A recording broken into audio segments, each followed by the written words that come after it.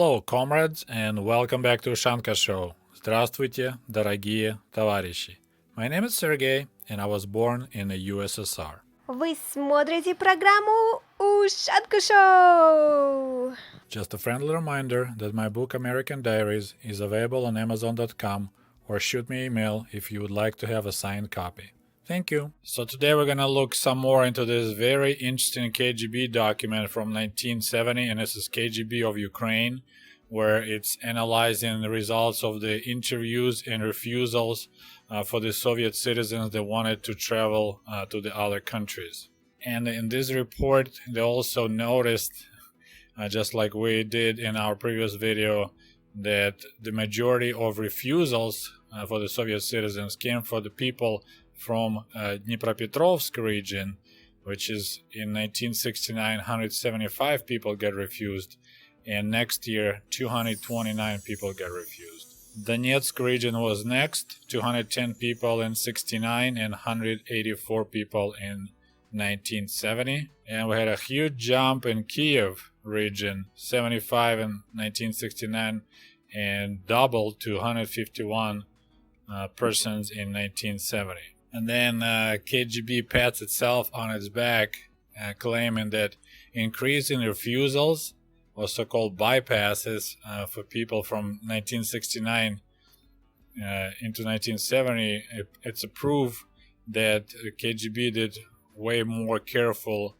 work in studying and checking the candidates. But then right away, after saying they're doing a better job, they have a disclaimer that we want to make sure you understand. So that's reported to their superiors, that even more strict checks don't guarantee that we can stop completely bad behavior of people in our people in other countries, and then we will stop everyone with the negative qualities from sneaking out to the other countries. So now that goes into interesting part.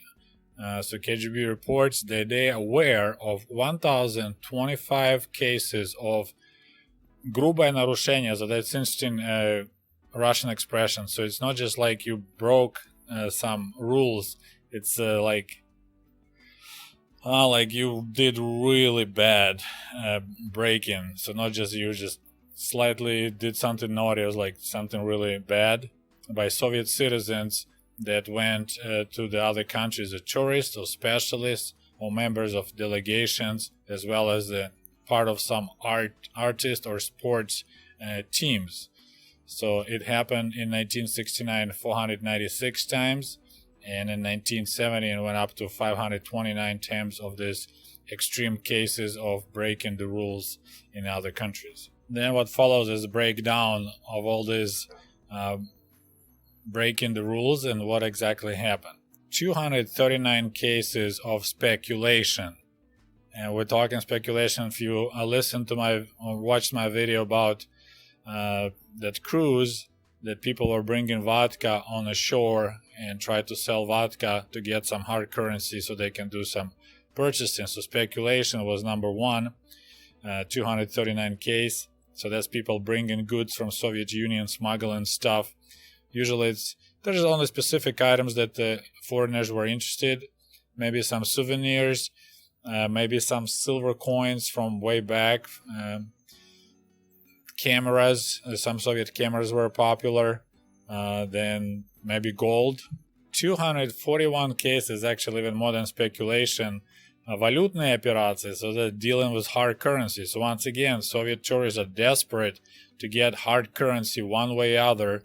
So here they're trying to trade maybe rubles for British pounds or for German Deutschmarks. So, or they're trying to smuggle money out of Soviet Union, got caught on the border there. So that was another popular. So you see, they travel not to see the country, other countries. They travel to purchase something, maybe make extra money, but mostly I think is to buy stuff that they couldn't buy in the Soviet Union. 95 cases of аморальное поведение. So that's another like immoral behavior. So this is probably hiring prostitutes or trying to have sex with your guide or trying to pick up some chicks on the streets. So, if you remember way back, we talked about this famous Soviet meme, there is no sex in Soviet Union. So since there is no sex in Soviet Union, Soviet people were trying to have some sex in Western decayed societies. Next one is pretty funny. It's only 8 times happened, but it's преклонение перед буржуазным образом жизни. Oh my goodness, this is so Soviet. So this is like you being amazed by the bourgeois lifestyle. So you like being like, oh my goodness, look how beautiful, look how rich they are. And so if you express that out loud, you can get in trouble. You're supposed to quietly watch it and don't say a word. Another popular way of breaking rules, but I was just breaking rules, Soviet rules. It's that you broke away from your group, so you went and did something on your own, which some people did. They stay in a hotel and you just sneak out at night. Maybe you just want to walk the streets and watch the nightlife, or maybe you looking for some midnight adventures. So that was happened 101 times. And then next one was contraband, which is kind of relates to probably speculation, also trying to smuggle stuff. And then KGB summarized that the most amount of these crimes were noticed from the people coming from Voroshilовgrad region, Dnipropetrovsk region, Donetsk region. All three are heavy industries. Zhytomyr region, Zaporozhye region. Zaporozhye, another heavy industry region. Then Kiev, capital of Ukraine, Crimea, Odessa, and Kharkov. So mostly the most hardcore, naughty people lived in the heavy industries regions. Okay, and now there's really cool stuff. There's examples of actual crimes that were reported by KGB, and quite often, that happen in other countries. So they got information from police in France and other countries. Номер 1. Number 1. Well, this is amazing. So, Khokhlov Afanasy Ivanovich, born in 1910, member of the Communist Party, and second in command of the Ministry of Coal Industries of Ukraine. So we're talking like Department of Energy here in America, right? So it's the second in command of Department of Coal Industry of Ukraine, communist. So he got caught in May 1970 in Napoli, Italy, during his Mediterranean cruise. He was trying to smuggle a bag into the port, into town, with cigarettes and vodka, but was caught by local police.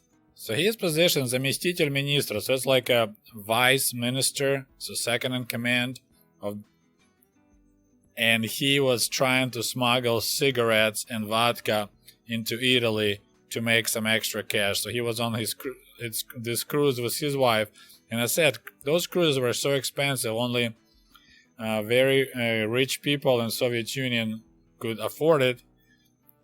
A 60-year-old guy trying to smuggle cigarettes and vodka into Italy, and he got caught. Another case, this is visiting Romania, so even not a capitalistic country. So engineer from the Vinica radio lamp factory, Reznik Vladimir, born in 1937. So he was quite young, only 33 years old. So he was a tourist in Romania. He excessively consumed alcohol, sold his camera, was making contacts with foreigners, and was live in hotel without permission, didn't spend the night in hotel. So he had a lot of fun, sounds like it. Next one is so classic. So this guy, born in 1940, so in 1969, so he is very young, 29-year-old only. Not a party member, but he was in Bulgaria. He had too much alcohol and fell off the 4th floor balcony of the hotel being drunk. So comrade Piligrim Grigori from Donetsk factory got so wasted, fell off the balcony in Bulgaria. Another Bulgaria accident in 1970. So a guy from Chernobyl, Western Ukraine, Redko Vasily, member of Communist Party, and he was actually the leader of the group of these tourists. So he was systematically drinking a lot and meeting ladies with light attitude. This is another polite expression, women of light attitude, легкого поведения. So he was chasing whores and being drunk while being a leader of the group. So that's also happened in Bulgaria, which I'm kind of surprised that Bulgaria had prostitutes available those days. Next one is kind of interesting. So the comrade Shuvayev Fyodor, first name Fyodor, last name Shuvayev, he was in United Arab Republic in 1969. So this is interesting. It was his wife, and he worked in another Dnieprometallurg Montage, so some kind of construction company relates to the metal construction. He was born in 1927, so not a young guy, from Dneprodzerzhinsk, Ukraine, member of Communist Party. So he was speculated with cigarettes and also shoe glue and other things that he brought from the USSR. His wife showed скупость и жадность. This is unbelievable. She was really tight, and I guess she was bargaining really hard, buying anything, which is, I guess, not good. So even KGB noticed that. So they actually were shipped out of the country earlier. So they didn't, because of their speculations and other things, they were shipped earlier back to Soviet Union for their behavior. So it's kind of interesting. Older people, they are bringing stuff and trying to sell it and make money and buy something. Younger people, they just want to get drunk and have fun. Next crime is so romantic. So during a tourist trip to France, so now we have a main guy in charge of the coal mine. So this is coal mine Severna in Krivorozh region. He's a second guy in command. So he's I don't know, заместитель начальника, they call it. So he's like a vice manager, right? He was pretty young, he was about 40 years old. So he was drinking excessively. Then he started having sex with a French guide translator. So the chick that was helping this tourist group, they actually started having romantic relations. And at night he would disappear from his group, taking that girl or lady with him to different fun places that call увеселительные заведения, and completely ignored the comments from the leader of the group.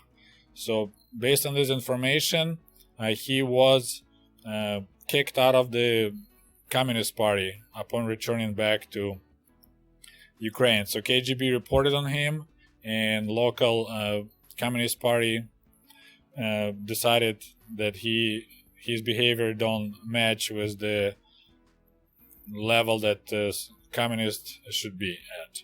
Next one is quite unusual. So this is May of 1970, and Vladimir Parikov, which is he's a manager of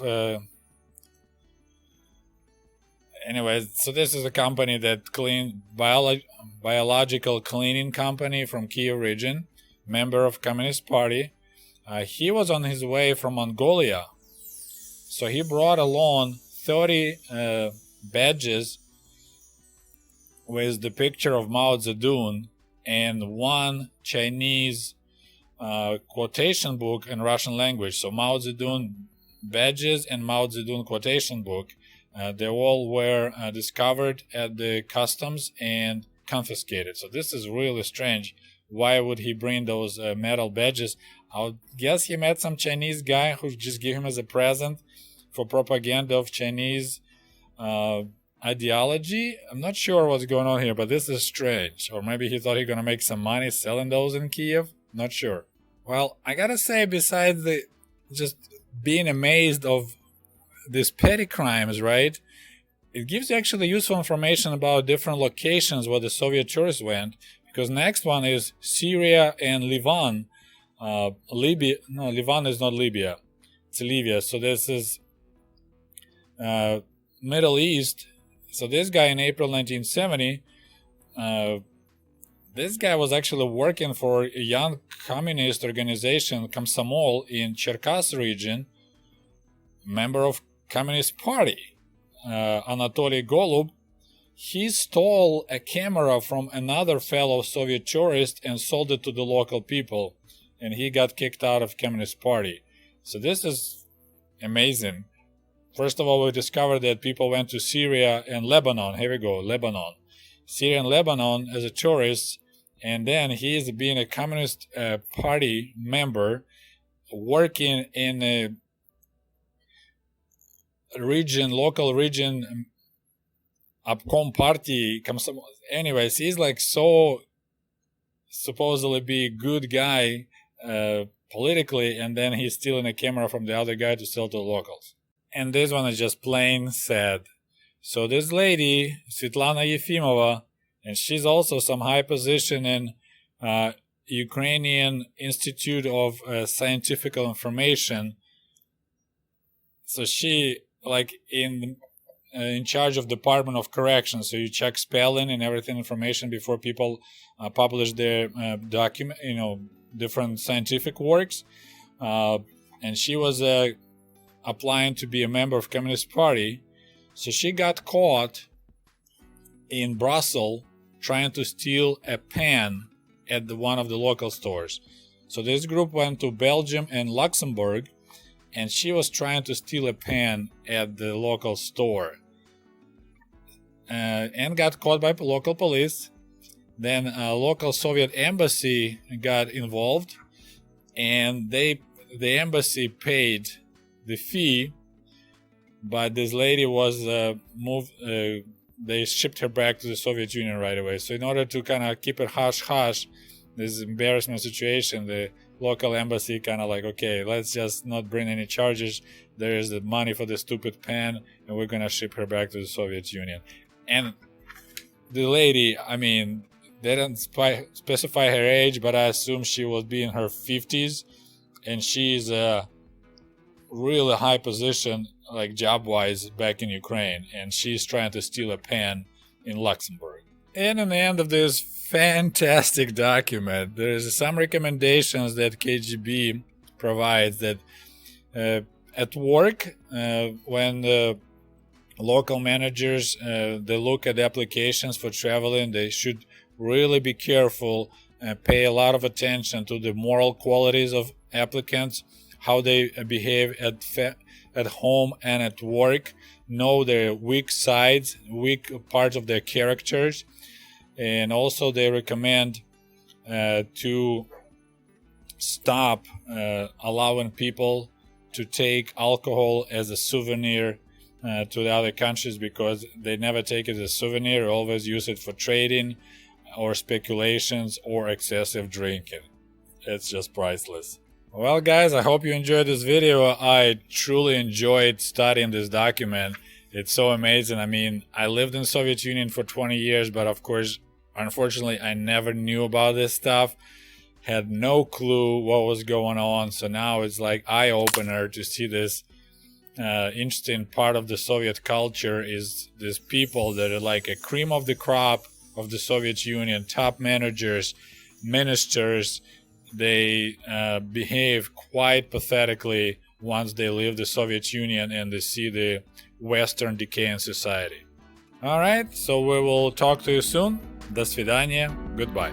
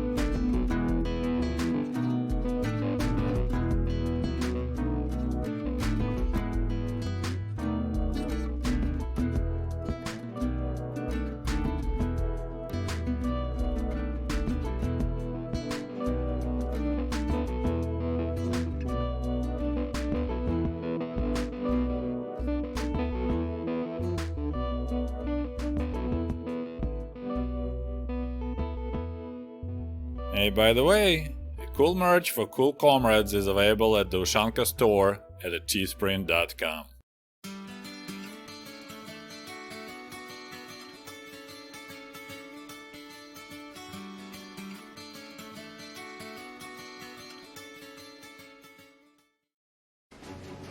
And if you love my channel and would like to show your support, please click on the link below this video and become the patron of the Ushanka Show.